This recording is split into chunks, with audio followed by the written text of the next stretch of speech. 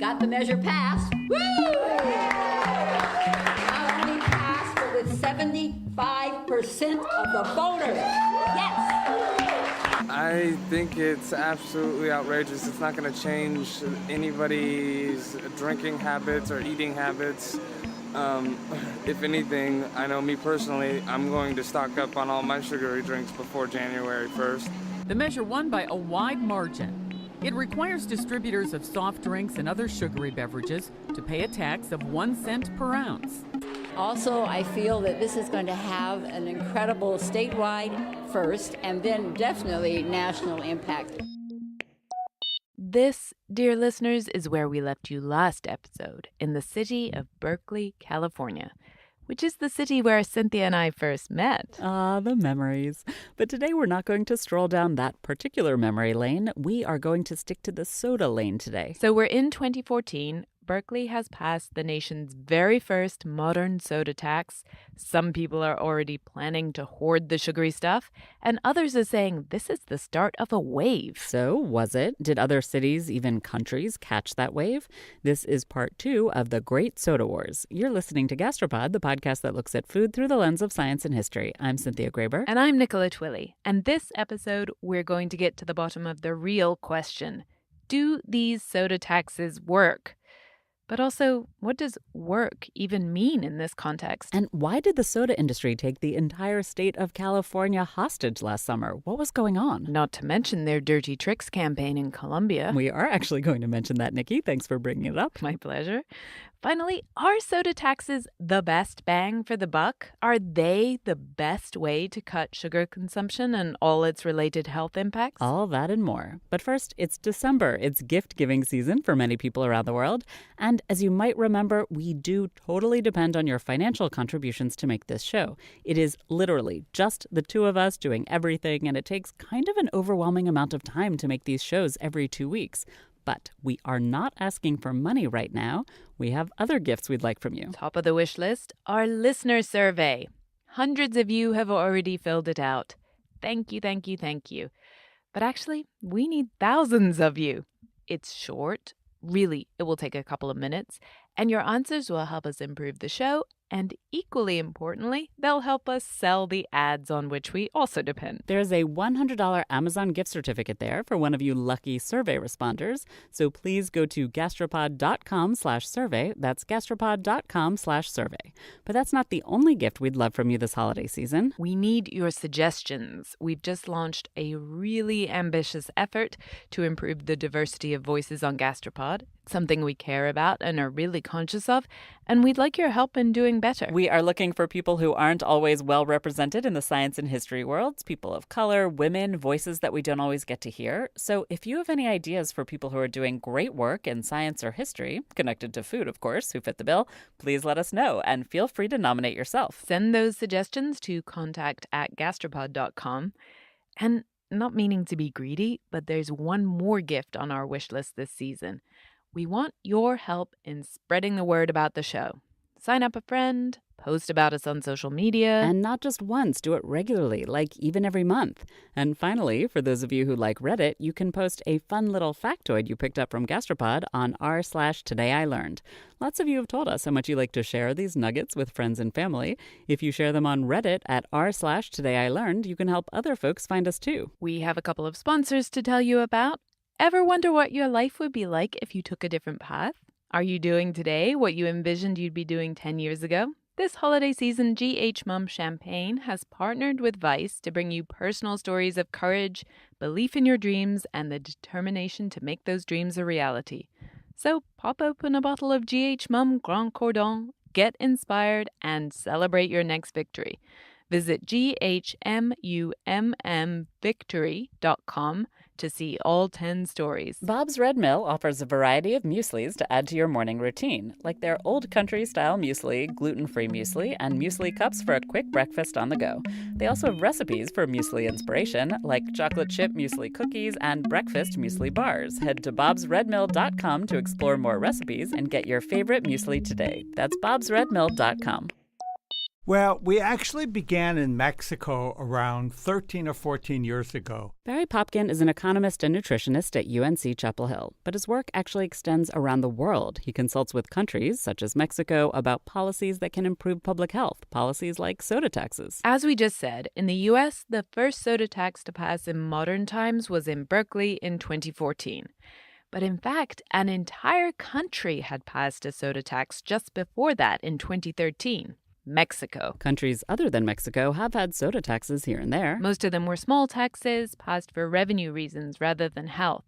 But some of the Pacific Islands, Nauru and French Polynesia, they had passed soda taxes to try to reduce consumption back in the 2000s. But the reason we're going to focus on Mexico is, well, first, because they're our neighbors, and they're a larger country than the Polynesian Islands, but also because Mexico was dealing with a serious health crisis. People had been gaining a lot of weight. When Mexico joined the North American Free Trade Association, NAFTA, in the 1980s, soda flooded across the borders. And obesity has tripled since then. The Mexican government was in a panic. Diabetes was becoming a national threat. The World Health Organization reported that diabetes had become the #1 cause of death in the country. So the Mexicans called Barry. It was tough. The Mexican government, working with Barry, they had to get everyone on board, and they had to do it while combating the efforts of the soda industry. But they succeeded. Mexico got a tax, roughly a 10% soda tax. That was smaller than Barry had hoped, but it was still significant, particularly in a middle-income country. Barry wanted to see a bigger tax passed because he thought it would have a bigger impact, and that was what was about to happen in Philadelphia. Council President Clark. Aye. Ayes are 13, the nays are 4. Majority of members present, vote according. And with that, Philadelphia became the first major city to have such a tax. That's right. On their third try, Philly became the largest city in the U.S. to have a soda tax. Mayor Kenny says the 1.5 cent per ounce beverage tax will generate $386 million over 5 years. This 1.5 cent per ounce tax was the highest in the U.S. to date, and it went into effect at the beginning of 2017. That might not sound like a lot, but here's how it works. Because it's a per ounce tax, a 16-ounce plastic bottle will only cost you an extra quarter, no big deal. But a 2-liter bottle, that'll cost another full $1. So one thing that happened early on in terms of an industry effort is Pepsi decided that they wouldn't sell anything larger than a 1-liter bottle within the city of Philadelphia. Sarah Bleich is a public health researcher at Harvard. And what's interesting about this move from Pepsi is it's a cool side effect from the tax. It also ends up being sort of a portion cap, like what Mike Bloomberg wanted to get passed in New York. So this is all a big success. But for public health advocates, it has been an uphill struggle. For every place where a soda tax is passed, it seems as though there's at least one that's failed or been repealed, like in Chicago. But there is progress. We now have 39 countries with sugary beverage taxes, along with cities and counties in the U.S. So now we have all these soda taxes. Mexico's and Berkeley's have been around for a few years. Philly's has been in place for coming up on 2 years. So it's time to take a look at all those dire warnings you heard last episode. All the terrible things that the industry and people opposed to the taxes predicted would happen, remember? In a statement provided to the NewsHour, the Beverage Association called the proposed Richmond tax regressive and added it disproportionately hurts the most those who can least afford it. Spencer Michaels reported on soda taxes for NewsHour a few years ago, and he heard all the complaints. People don't support soda taxes, don't believe they'll reduce obesity, and don't trust these taxes will go to pay for childhood obesity programs. This will just hurt the poor people and hurt these business owners like myself. It's unfair to people who basically don't have the means of getting out of their neighborhood store to go into the neighboring communities to be able to avoid that tax. If the cost is absorbed by the distributors, then it ends up doing nothing to deter people using these products, as the proponents would claim, and therefore what's the point of them even passing this kind of law? Oof, a lot of doom and gloom. Some of it contradictory. Like, if it isn't going to work, then it can't really be unfair. So it seems like we need to break this down a little. Did the bad things happen? Did any good things happen? Do we even know? Well, scientists are starting to study it. It's early days. There's a few years of data in a few places. So it shouldn't be too long until we have a very robust set of studies that will show what the impact of the taxes will be. But the results so far look pretty good. This is Kelly Brownell, director of the World Food Policy Center at Duke University. He's one of the scientists analyzing all the data now that these taxes exist in the real world. So now we're going to go through this argument by argument and let the scientists say what they've been learning. Argument number one, people will drink just as much soda as they did before the tax, so there's no point in a soda tax. And so, why put this tax in place that's going to have no effect on people's behavior? But there's a lot of empirical evidence from Berkeley coming out in Philadelphia that the taxes do work and that they are having the desired effect, which is trying to get people to purchase fewer sugary beverages with the end goal of reducing obesity risk. Now, in Mexico, we and others were a little worried that the size of the tax was too small to affect consumption. So we were worried there wouldn't be any change, or it would be so small nobody would care about it. But in fact, the change in soda consumption was greater than expected, and people seemed to switch primarily to water. What Mexico found is that after about 2 years, I think the decline was about 10 or 11%, with higher declines among vulnerable populations. And it's not just Berkeley and Mexico. Everywhere there's a soda tax, scientists have seen drops in soda consumption. In Philly, the results were dramatic, a 57% drop in soda purchases. And, like Kelly said, people seem to be substituting water for that soda rather than, beer or pumpkin spice lattes. Okay, so great. It looks like people have cut out a lot of sweetened drinks, especially in Philly. But maybe everyone's just buying their sodas across the border outside the city limits. Sarah says that's what everyone predicted, that people would just drive somewhere that doesn't have a tax to get their soda fix. What we're seeing preliminarily in Philadelphia is that it exists, but it's not huge. Researchers call this kind of tax avoidance leakage, which is an unfortunate term. And leakage is an issue with cigarettes, but not so much with the sodas. In general, these are very large volume products. We don't see so much smuggling and leakage like we were with cigarettes, where smuggling is a big problem from area to area in country to country across the globe. Yeah, people aren't lugging many 2-liter bottles across city lines. But then what about the argument about jobs? So one of the biggest ones is it's going to put stores out of business. And because it puts stores out of business, employees will lose their jobs. That does not seem to have borne out in Berkeley or Philadelphia, although the data is still coming on those. Same in Mexico. Barry says that from the data so far, it hasn't been an issue. We saw no changes in overall employment. We saw no changes in what happened in the retail sector. It just people shifted to other products. And they were healthy products in the case of Mexico. Sarah says that there's one industry-funded study that did show that there were 1,000 jobs lost in Philadelphia. But they essentially took all the jobs that were no longer happening because beverage taxes had been put in place and just threw them out. As opposed to repurposing them, maybe someone moves from a bottler to retail, or maybe someone moves from a store to a clothing store. But they sort of pulled them out of the model, and as if to say they no longer existed. Once again, the moral is industry-funded studies tend to find results that support industry arguments. So the hit to retail and jobs, it's a tricky one to measure, but so far the evidence is that, nope, business is not really taking a hit. But now on to the really important question. Do soda taxes make a difference for people's health? This is what I want to know. This is what the question of whether a soda tax actually works means to me. Do soda taxes reduce obesity? You can't expect to see an immediate change in overweight and obesity. This is actually obvious if you think about it. It's not like you put the tax in place, people drink less soda, and the pounds immediately fall off. Scientists have to model the impacts. They have to project it into the future on maybe a 10-year timescale. They can't see it happening now. These impacts take a while to play out. But even then, the projections, they're not actually predicting a big drop in obesity from the taxes. We expect to see a shift to less BMI at each point in the population distribution. This sounds a little complicated, but what it means is that on a population level, everyone will lose just a little bit of weight. Overall, Barry and his colleagues say that translates to obesity dropping maybe 1%. That seems tiny, why bother? Well, they say that what seem like small changes in BMI and small reductions in obesity, they'll still have a really important health impact in the future. After all, if you're obese and you drink less soda because of a tax, your BMI will likely shift downwards and your health will likely improve. But you might still be classified as obese. So that doesn't register as a reduction in obesity, but it's still a win from a health point of view. In fact, when researchers projected what kinds of health effects they should see over the next decade, they say the tax will prevent hundreds of thousands of cases of diabetes, tens of thousands of strokes and deaths. They also predicted that it would save Mexico nearly $1 billion in healthcare costs in just 10 years. Again, small shifts, big results overall. But the real health benefit?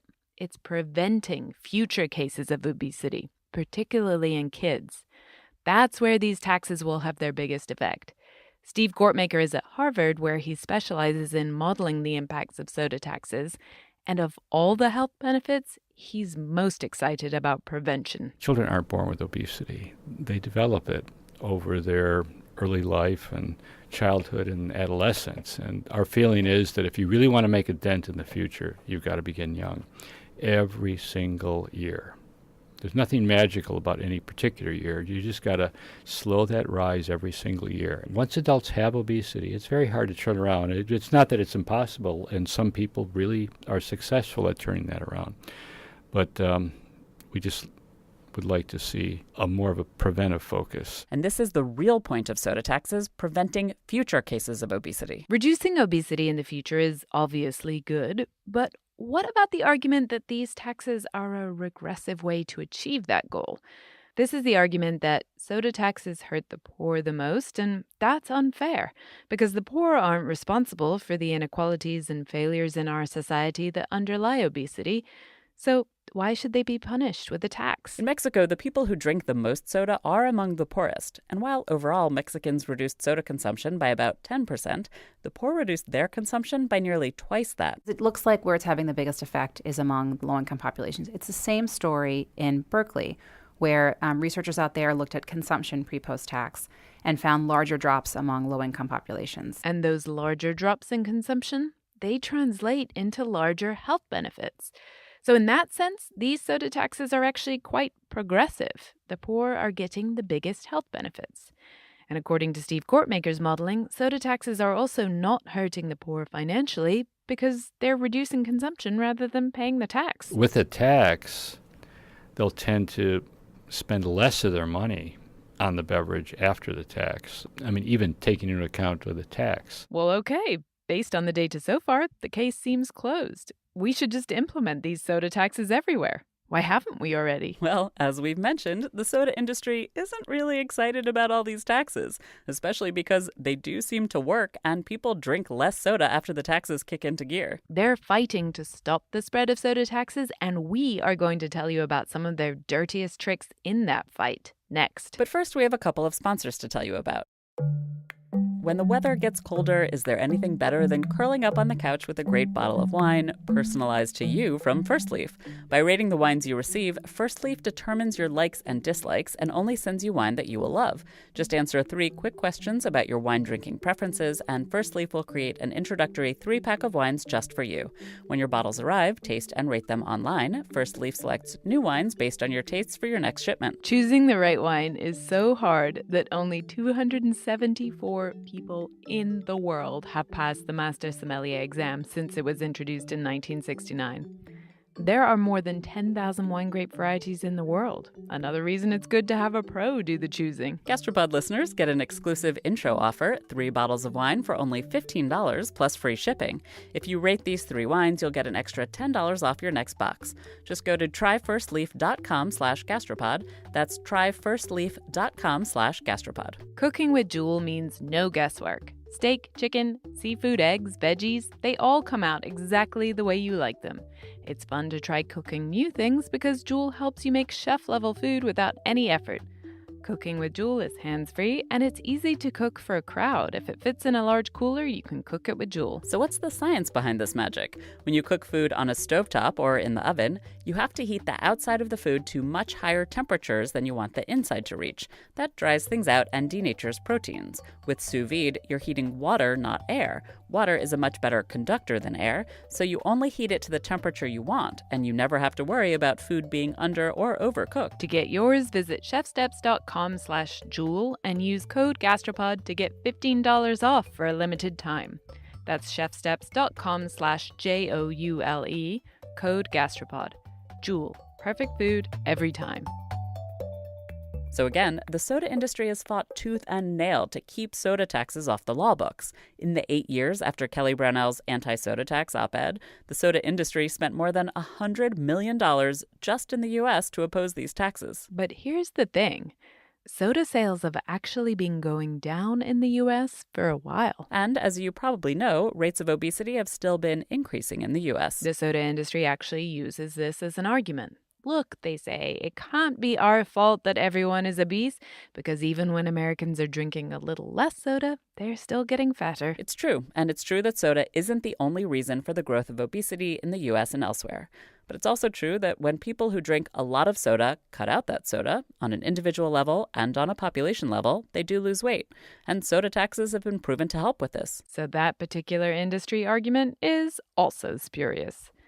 But the point is, because of that dip in sales here in the U.S., Coke and Pepsi have been making up for that by boosting their sales overseas, particularly in lower-income countries. According to the Center for Science and the Public Interest, Latin America is now the largest market for soda companies in the world in terms of the value of their sales. The companies have really been focusing their advertising efforts there. And if you think they've been fighting soda taxes hard in the U.S., well, you haven't seen what they've been doing in the rest of the world. Mi nombre es Esperanza Cerón. Soy médica. My name is Esperanza Cerón. I am a doctor and I am currently in charge of an organization called Educar Consumidores, Educate Consumers. Esperanza lives in Bogota in Colombia, and that is where we are going now for the next battle in the soda wars. Esperanza was involved in a campaign to get a fairly sizable soda tax implemented in Colombia. The tax was proposed in March of 2016. And Esperanza's nonprofit, they work on campaigns for all kinds of human and environmental health issues, and they put out a TV ad in support of the soda tax. Tomas un jugo embotellado por la mañana, un té helado a mediodía. It's pretty eye-catching. It talks about the rise of obesity and diabetes in Colombia and how sugary beverages contribute to these problems and why the tax is so important. There's a graphic moment with an infected foot. This kind of nerve damage can be a consequence of diabetes. Cuida tu vida, tómala en serio. But the TV channels didn't play their catchy ad. And they weren't playing it because the Colombian government ordered it off the air. And the government did that because the soda industry told them to. Nos retiró de la noche a la mañana, nos obligó a retirar. Overnight, the national authority made us retire that commercial from all television channels, arguing that it was deceitful publicity. Not only did the government force the ad off the air, but Esperanza and her colleagues were legally forbidden from publicly talking about the health risks from soda and sugar. If they did, they would be fined hundreds of thousands of dollars. But industry still wasn't done. After all, even though Esperanza had been silenced and the ad was censored, the bill introducing a soda tax, that was still under consideration. Enter the lobbyists. En el Congreso permanente. In Congress, industry had posted 105 lobbyists, not only offering arguments, but also resources for the campaigns for the next election. Our team was made up of only 5 people, competing with 105 lobbyists from the beverage industry. Those lobbyists were quite friendly with the Colombian lawmakers. Apparently, they sat right next to them during the committee hearings about the tax, which is against Colombia's rules for committee hearings. Meanwhile, Esperanza's nonprofit was still working behind the scenes. They couldn't talk publicly, thanks to the soda industry, but they were still active, and the soda industry didn't like that. Cuando ya se estaba acercando el momento, los últimos 2 meses. When we were close to the bill's approval, in the last 2 months, we began to see people around our office taking pictures. Our computers and email accounts were hacked. Our mobile phones were hacked. And between October and November, I received a number of threatening calls demanding I stay silent. First, these were just phone threats, and then it happened in the street while I was walking. Somebody going by in sports clothing pushed me and told me I should stay silent or face the consequences. And there were 2 times that people on motorcycles approached me when I was in my car, and they knocked hard on my windows on both sides, saying the same thing, rudely telling me that I should stay silent. It was really terrifying. Fue realmente muy aterrador. Esperanza went to the police, and they suggested some things she could do to protect herself, but they didn't pursue the case themselves. Nosotros no podemos comprobar. We cannot prove, we cannot say for sure that it was the soda industry, but it was the only thing that I was doing that year, that we were doing that year. I was exclusively talking about the soda tax that entire year and the damage that sugar and soda can cause to our health. There was no other thing I was talking about publicly. The New York Times published an article about Esperanza's experience fighting for a soda tax in Colombia. They reached out to the soda companies, which said they were not involved in the attacks and harassment. And the Colombian authorities declined to comment. But even after ordering the ad off the air and silencing Esperanza and her colleagues, and even with all the cozy lobbying, the soda tax had gotten a lot of support, and it looked like it was going to pass. But last minute, almost the last day of the year, on December 30th, 2016, congressional opponents of the tax stuck that tax in with a big bill that was certain to get voted down. And it did. No tax. A couple of months later, a court overturned the ban on Esperanza's nonprofit talking about the health effects of sugar and soda. So, although she lost the tax battle, she's still fighting. No podemos parar porque... We cannot stop because, look, we lost in Congress, but we won in civil society. Wherever we go, people are more aware or are becoming more aware of the negative health effects from these products. And this is something entirely new in Colombia. It was never discussed before we started our campaign. So this is an enormous gain for civil society. Lest you think that this is just a story about underhanded tactics in a country fairly far away and one that doesn't have as strong a civil society as we do here in the U.S., we have another story for you. From my home state of California. A stunning power play at the state capitol. Lawmakers caved to Big Soda with a special deal that bans future taxes on sugary drinks. You could call it a kind of a soda shakedown. So in California, essentially, the way that it's often described in the press is that the legislature and the governor were essentially held hostage. Let's talk about California. California is the home of a lot of progressive initiatives at the city and state level, and soda taxes were going pretty well at the city level. As you'll recall, the very first modern soda tax in the United States was passed in Berkeley, California. And then other Bay Area cities followed: San Francisco, Oakland, Albany, and yet other cities had a soda tax on the ballot, like the state capital of Sacramento. California had more soda taxes than any other state already, and the trend seemed to be catching. Cities all across the state were joining the soda tax fun. But the soda companies were not going to let this happen without a fight. They spent millions of dollars to get an initiative on a statewide ballot. It's something anyone can do in California if you have a spare $7 million lying around to spend on getting hundreds of thousands of Californians to sign a petition. And this is what their initiative said. Local communities will not be able to raise any new taxes without getting the approval of 2/3 of the voters or elected officials instead of a simple majority. State Senator Scott Wiener and Assemblyman David Chu were interviewed by the local CBS station. This measure would have required every tax to be a 2/3 vote, no matter what, which could literally jeopardize billions of dollars of city and state services around California. Every new tax. That means new taxes to pay for police or firefighters or transit or parks or homeless shelters or schools or any of the kinds of things we frequently get asked to vote for tax increases on here in California. Side note, voting in California takes a couple of hours, no joke. We vote on everything. This year, we had to vote on whether dialysis center workers had the right to unionize and whether EMTs should be forced to respond when they're off duty. It is really hard for voters to be totally up to date on what all these initiatives might actually mean in reality. So maybe a lot of people would have thought, hey, why not get a 2/3 majority for any new taxes? And they wouldn't have thought about how hard it would make it to raise money for all the government services they need and use regularly. So the soda industry gets this on the ballot. Every government official in California has a heart attack. Then the soda peeps send a nice letter to the California legislature saying, hey, we'll take this off the ballot if you pass a statewide ban on any new city-level soda taxes for the next 12 years. This industry is aiming basically a nuclear weapon at government in California and saying, if you don't do what we want, we're going to pull the trigger and you are not going to be able to fund basic government services. This was a tactic of political extortion. In his signing message, the governor called the ballot initiative an abomination and wrote that he was only signing the law because it was in the public interest. It does, frankly, seem a lot like blackmail. I mean, essentially, I think that is what happened. I mean, if you ask the legislators, did they want to make that choice? It doesn't sound like they do. But it also doesn't sound like they had much of a choice in the process. So I think it was it was checkmate. It was a very effective strategy by the American Beverage Association. Straight away, places like Sacramento that were working towards getting a soda tax passed, they stopped. So it was a huge win for the soda industry. And the fear from the public health perspective is that we're going to see more state preemption. And actually, that's just what happened. Washington state voted to ban any future citywide soda taxes also this year. As Sarah said, this tactic is called preemption. They're preempting future local taxes. And preemption has actually been a tactic in the soda industry playbook for a little while now. Since 2008, 14 states have passed laws preempting local food and nutrition policies.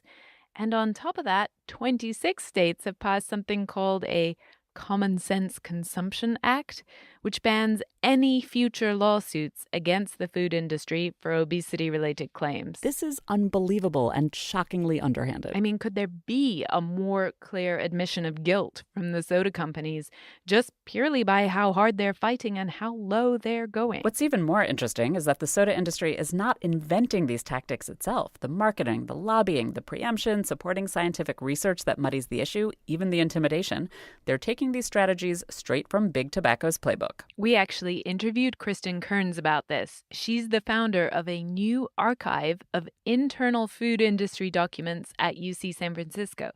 We talked to her about how you can use these documents to trace direct lines between the two industries and how they fight regulation. And I think that the public health community who's out there trying to implement policies and programs to reduce sugar consumption, they need to know what they're up against. But we've had to save the rest of Kristen's story about her discovery of hidden food company documents and how they're tied directly to Big Tobacco, because otherwise this episode would last forever. So we'll tell that story in our special supporters email. Of course, your support at any level is super important to us, but if you'd like to receive these bonus emails, donate $5 per episode on Patreon or $9 a month on our website, gastropod.com. We're saving Kristen's story because we want to get to our next question, which is, are soda taxes the most effective tool we have to cut sugar consumption and improve public health? But first, a quick word from our sponsor, Bob's Red Mill, the leading name in high-quality health food. Bob's Old Country-style muesli is a traditional European-inspired cereal made from a blend of whole grain wheat, rolled oats, raisins, almonds, walnuts, and more. Enjoy it cold, like cereal with milk, hot like oatmeal, or in the traditional Swiss way, mixed with yogurt and grated apple and soaked in the refrigerator overnight. Muesli was invented around 1900 by a Swiss doctor named Maximilian Oskar Burcher-Benner as a health food for tuberculosis patients. It was intended as a starter to every meal, not just breakfast. Today, Bob's Red Mill offers a variety of mueslis to enjoy at any time of day, as well as portable muesli cups for on-the-go snacking. If you're looking to make the most of your muesli, Bob's Red Mill also has tons of recipes on bobsredmill.com. Try Muesli Blondie Bites, chocolate chip muesli cookies, even sunshiny pina colada muesli energy poppers. Head to bobsredmill.com to explore more recipes and get your favorite muesli today. That's bobsredmill.com. So for nearly 2 entire episodes, we've been talking exclusively about soda taxes. They're great. They work. They cut sugar consumption. They help reduce obesity and diabetes. Wonderful. But of course, just cutting soda consumption using soda taxes, that's not the only way to achieve those end goals.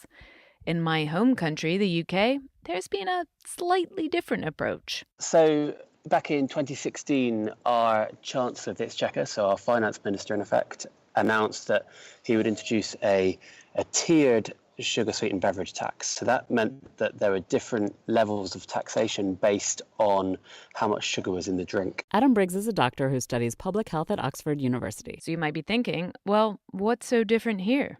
It's a tax. You've told us about taxes. So the way the British tax works is that if your drink has a lot of sugar, it's taxed at a high level. If it has somewhat less, it's taxed at a medium level. And if there's only a little bit of sugar, it's taxed at a low level. There are 3 different levels of taxes. And the other interesting thing about the tax system that he announced was that it would be introduced after a 2-year lead-in period.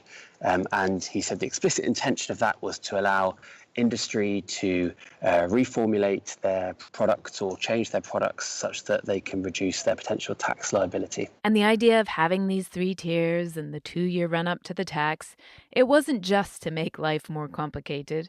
Like Adam said, the whole thing was explicitly designed to encourage beverage companies to take that 2 years and figure out how to reduce the amount of sugar in their products so they wouldn't get taxed at the high level. Okay, so we were wondering, is there any data showing that this approach would work? Well, we don't really have any, which is why it's interesting. Yep, the UK is the guinea pig in this example. Nobody else in the world has ever done it before. So when the Chancellor of the Exchequer announced this in 2016, Adam and his colleagues were intrigued.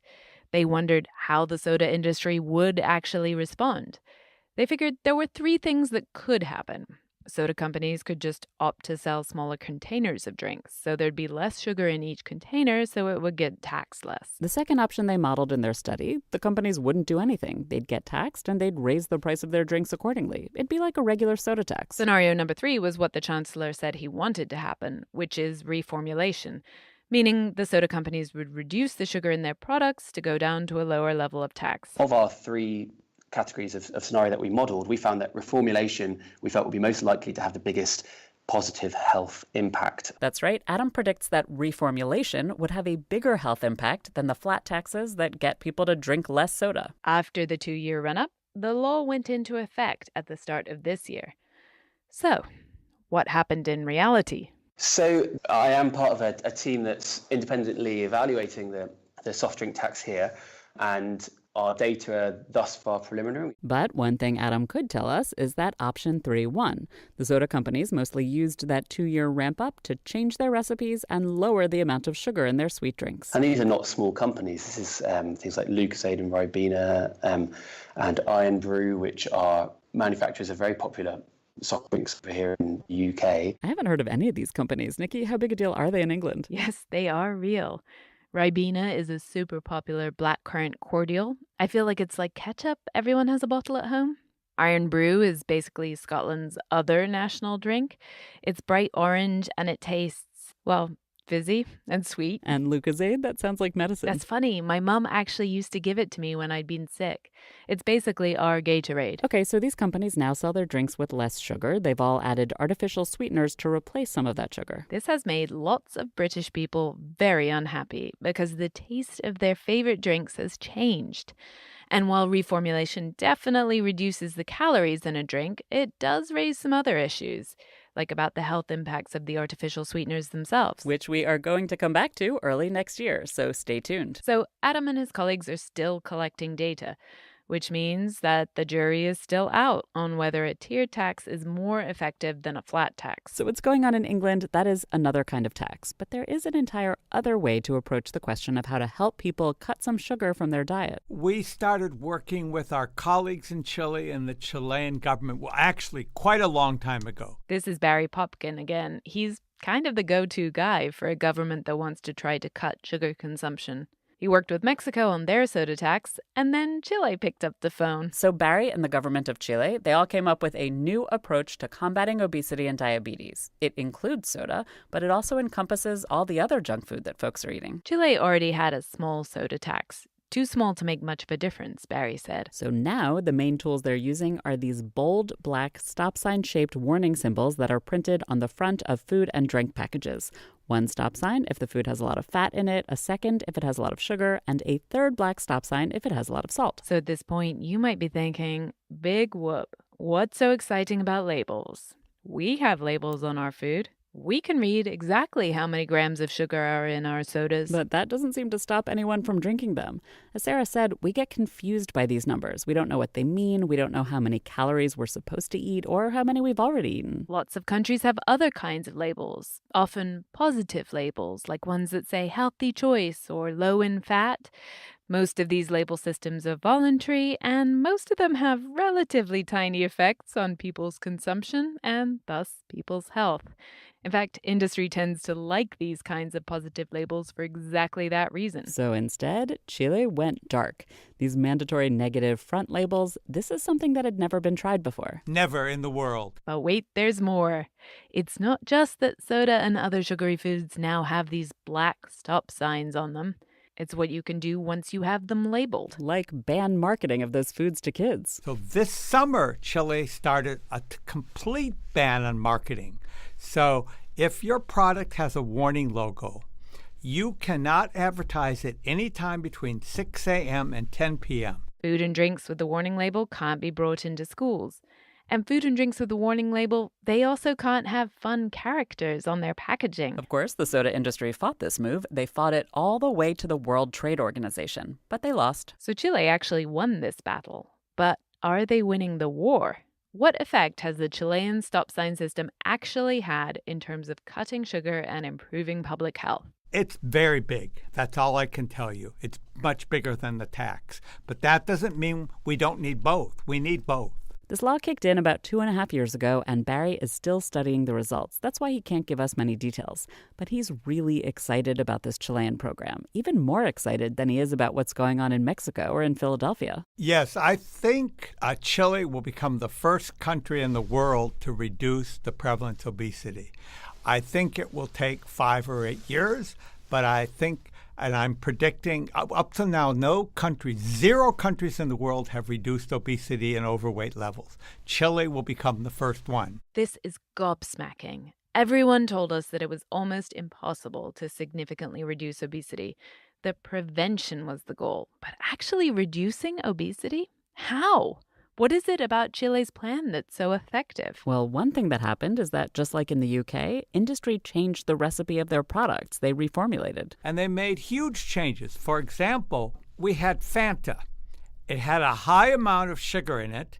All of a sudden, they added Fanta Zero to the market. And then a couple months later, they cut the sugar in the regular Fanta. And people bought it. But it was a low-sugar Fanta.